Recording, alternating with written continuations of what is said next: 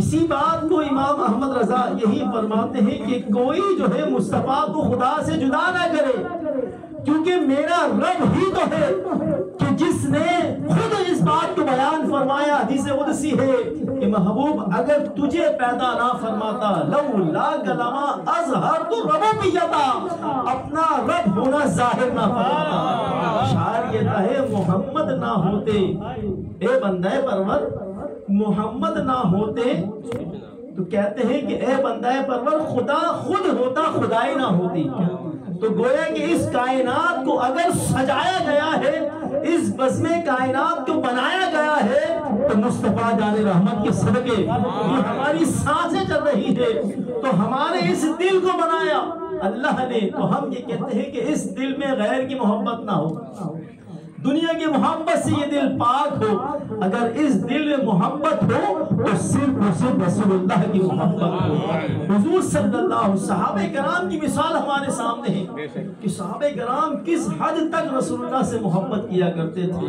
حضور علیہ السلام سے محبت کے عالم کی کہ کام کاج پر فرماتے ہیں کہ ہم کام کاج پر بعد میں جایا کرتے تھے، پہلے رسول اللہ کے دربار میں حاضر ہو کر آپ کا دیدار کیا کرتے تھے، اور پھر ہم جو ہے روزی کمانے جایا کرتے تھے۔ حضرت انس فرماتے ہیں کہ ہم جب رسول اللہ سے مصافحہ کیا کرتے تھے تو میرے آقا صلی اللہ علیہ وسلم کو تو اللہ رب العزت نے کیا کمال، کیا حسن عطا فرمایا۔ حضرت انس فرماتے ہیں کہ جب میں رسول اللہ سے مصافحہ کرتا تو میرے آقا صلی اللہ علیہ وسلم کے جو دست مبارک تھے، جو ہاتھ مبارک تھے، وہ ایسے جیسے کہ ریشم جیسے نرم و ملائم۔ اور حضور علیہ السلام کے اگر منہ مبارک کی بات کریں تو حضرت خالد بن ولید فرماتے ہیں کہ یہ جو مجھے جو لقب ملا ہے سیف اللہ کا لقب، یہ تو رسول اللہ کے دربار سے ملا، لیکن میں جو بھی معرکہ جو بھی جنگ لڑتا اس میں مجھے فتح نصیب ہوتی۔ ایک مرتبہ آپ جو ہے جنگ لڑ رہے تھے تو آپ نے جو خود پہنا ہوا تھا، جب کرفیو وغیرہ لگتا ہے تو جو فوجی وغیرہ جو پہنے ہوئے تھے سر پر خود کہتے ہیں اس کو، کہ جس سے کوئی پتھر وغیرہ کوئی چیز جو ہے وہ وار نہیں کرتی، اثر نہیں کرتی، تو وہ خود گر جاتا ہے۔ آپ جو ہے اپنے ساتھیوں کو کہتے ہیں کہ خود اٹھا کر لاؤ، اور آپ جو ہے جب آپ سے کہا جاتا ہے کہ خود کی پڑی ہوئی ہے یہاں جنگ ہو چل رہی ہے، فرماتے ہیں کہ یہ خود ہی کی برکت ہے کہ جب یہ میرے سر پر ہوتا ہے تو اللہ تعالیٰ مجھے جنگ میں فتح عطا فرماتا ہے۔ کیوں؟ کیونکہ شاعر کہتا ہے فقط اس واسطے، فقط خالد نے ہر ایک معرکہ اس واسطے جیتا کہ انہوں نے ٹوپی میں رکھے میرے سرکار کے جیسے۔ یہ رسول اللہ کے منہ مبارک کی برکت تھی، تو میرے آقا کا ہر یہ کہہ لو کہ بال مبارک ہو، حضور علیہ السلام کے جسم کا ہر حصہ وہ بڑی برکت والا ہے۔ میرے آقا صلی اللہ علیہ وسلم کو اللہ نے بڑی برکت والا بنایا ہے۔ میرے آقا صلی اللہ علیہ وسلم کی شان تو اتنی جو ہے میرے آقا کی شان ہے، اگر ہم جو ہے اس شان کو لوگوں کے سامنے بیان کرتے رہے تو یہ راتیں ختم ہو جائیں گی۔ اور علماء فرماتے ہیں کہ اگر درختوں کو قلم بنا دیا جائے، پتوں کو جو ہے کاغذ بنا دیا جائے، سمندر کو سیاہی بنا دیا جائے، پھر بھی مصطفیٰ کے اوصاف جو ہے وہ ختم نہیں ہو سکتے۔ میرے امام فرماتے ہیں ارے زندگیاں ختم ہوئی اور قلم ٹوٹ گئے، پر تیرے اوصاف کا ایک باب بھی پرانا ہوا۔ اللہ، امام احمد رضا حضور علیہ السلام کی ناموس پر پہرا دے رہے تھے، دفاع کر رہے تھے، نجدیوں سے وہابیوں سے جو ہے مقابلہ کر رہے تھے، سرزمین ہند پر بیٹھ کر اکیلے ناموس رسالت میں پہرا دے رہے تھے۔ میرے امام حضور علیہ السلام کے علم پر لکھ رہے ہیں تو ایسا لکھ رہے ہیں کہ عرب کے بڑے بڑے علماء کی عقلیں دنگ رہ گئی، حیران رہ گئی کہ حضور کے علم غیب پر امام احمد رضا نے وہ کچھ لکھا۔ میرے امام احمد رضا نے حضور کے جب اختیارات پر بات کی، حضور علیہ السلام کے نور و بشر کے ہونے پر بات کی، گویا کہ یہ کہہ لو کہ جو دشمنے دی تھے، جو بغض رسول میں جلتے تھے، سڑتے تھے، جتنے بھی وہابی تھے، جتنے بھی نجدی تھے، میرے امام تنہا ان سب کا مقابلہ کرتے رہے، اور میرے امام یہ نظریہ، یہ فکر دے کے گئے کہ انہیں جانا، انہیں مانا، نہ رکھا غیر سے کام، للہ الحمد میں دنیا سے مسلمان گیا۔ اگر چاہتے ہو کہ دنیا سے ایمان جو ہے وہ ہم سلامت لے جائیں، اگر یہ چاہتے ہو کہ ہمارا ایمان جو ہے وہ سلامت رہے، اگر یہ بھی چاہتے ہو کہ مرتے وقت رسول اللہ کا مکھڑا، حضور جان عالم صلی اللہ علیہ وسلم کا رخ زیبا جو ہے وہ ہماری نگاہوں کے سامنے ہو، تو اپنے دلوں میں رسول اللہ کی محبت پیدا کرو، حضور کا عشق پیدا کرو، حضور کی سنتوں سے محبت کرو، حضور علیہ السلام کی تعلیمات پر عمل کرو، اور جو حضور کا غلام ہوتا ہے، جو حضور کا عاشق ہوتا ہے، تو میرے آقا اس کو محروم نہیں کرتے۔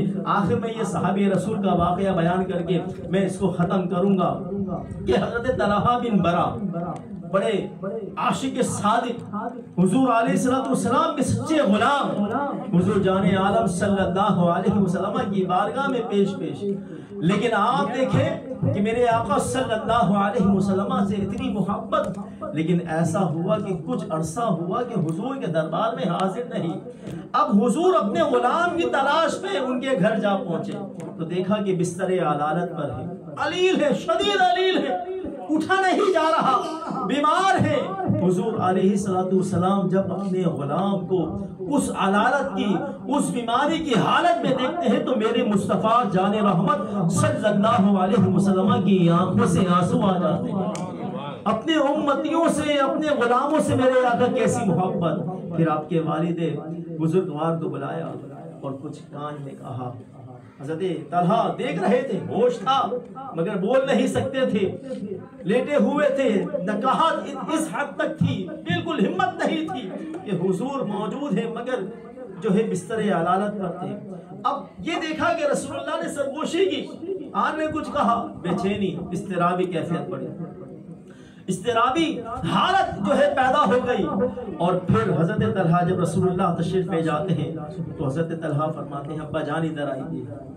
رسول اللہ نے آپ سے کیا سرگوشی کی، کیا آپ سے کہا؟ بے چین ہو گئے، کہا کہ مصطفیٰ جان رحمت صلی اللہ علیہ وسلم نے منع فرمایا ہے، میں نہیں بتا سکتا، لیکن آپ مصر ہوئے، آپ اصرار کرنے لگے، قسمیں دینے لگے، کہا کہ ابا جان بتائیے مصطفیٰ جان رحمت نے کیا کہا؟ کہا کہ بیٹا اگر تو اتنا اصرار کرتا ہے تو رسول اللہ فرما کر گئے ہیں کہ طلحہ کا رات میں انتقال ہو جائے گا، اور مجھے اس کی خبر کر دینا، ہم ہی اس کا انتظام کریں گے، ہم ہی اس کی نماز جنازہ پڑھائیں گے۔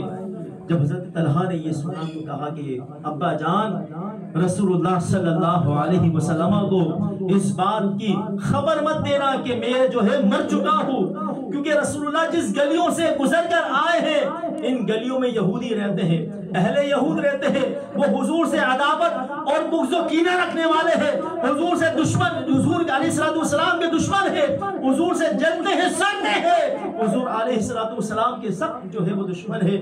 لہٰذا مجھے ڈر ہے کہیں ایسا نہ ہو کہ میری لاش سامنے موجود ہو اور رسول اللہ ان گلیوں سے آئے تو کہیں ایسا نہ ہو کہ اہل یہود، وہ یہودی رسول اللہ کو تکلیف دیں، اذیت دیں، بھبکیاں کسے، حضور علیہ السلام کو ستائیں، پریشان کرے، کہیں میری وجہ سے حضور کو تکلیف نہ ہو۔